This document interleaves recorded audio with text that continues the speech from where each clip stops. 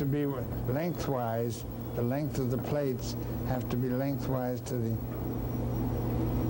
and that can be adjusted with these little nuts on the bottom here.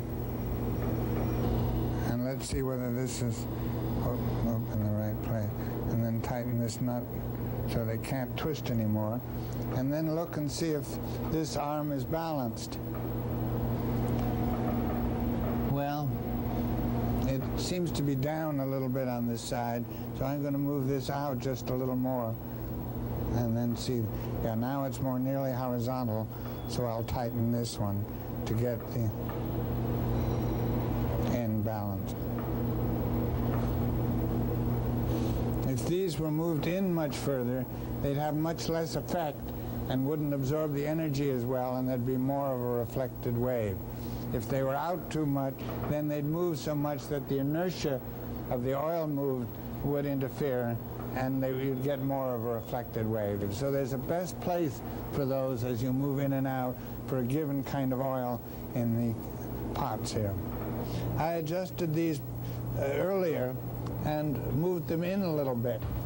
When they're in, they don't move as much liquid, but they still, the oil has to be viscous enough to stop all the energy, to absorb all the energy. These things I can look at.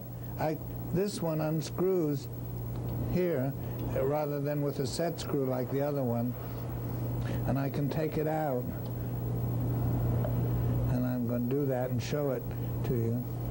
I'll lift this lid off. So that when it made these double, so that now the oil has to squeeze through these holes, and first through one hole and then the other. These are sort of squished together a little bit, and they should be separated so that there's like that, and then they're put through in here and put back in, and put in here and screwed on, and then when adjust them. Also, when these are in there, they should be in lengthwise like this and not crosswise like that, because then they don't have as much effect. So those are the main adjustments one has to make.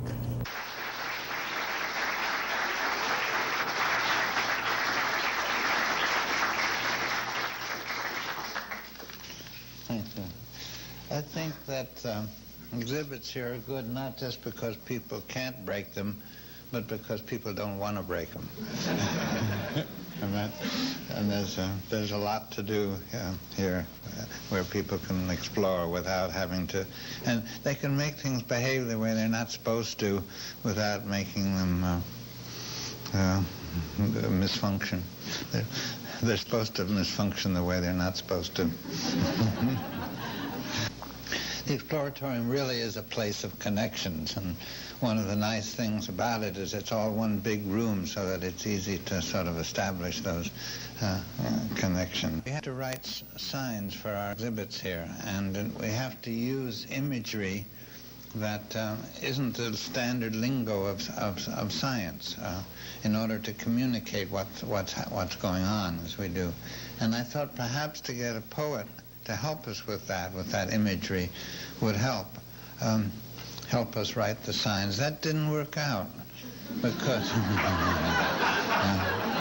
and I think for a very good reason, and that is that one does have to become initiated in the arts. One has to read them and know them, and that part of what has to happen in schooling is to read the art as well as to read the signs and the advertisements, and that hasn't really happened yet, and hopefully it's happening a little bit here, but one couldn't just use the discipline of poetry instead of the discipline of science to initiate people into nature, and it was interesting to find that out. When Mira was here, people asked her to read, and she came to me and said, I don't want to read unless it has some connection with the Exploratorium.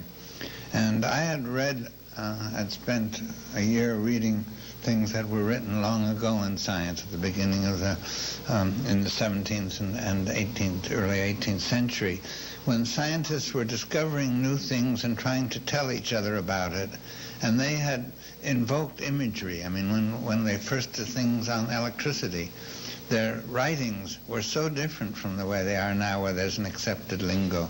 They really tried to portray what they were finding out using high-tension electricity rather than voltage, and various other phrases which gave you a sense of what it was. So we had a series of readings here, which I think were just wonderful, which were called Readings on the Forefront of Science and Poetry, and at each evening a poet read and a scientist read. And it brought out the fact that both writers, both poets and scientists are continually making discoveries. And discoveries, I think, that really go back to nature. The thing I've thought about science that is so interesting is that it isn't just that it explains things, but in the process of trying to connect things, it discovers all kinds of things that are happening that one didn't know that was happening. It doesn't science isn't a foreteller, it isn't a soothsayer of the future. But when you discover what is happening, you sometimes say, well, something else must be happening too. And if you look for it in the right way, you'll find it. So that science sort of tells you what's possible in nature and maybe how to go about looking for it. But I think the art also derives from nature, but it relates much more to human experience with nature, human experience with each other and with parts of nature. And poetry certainly does that.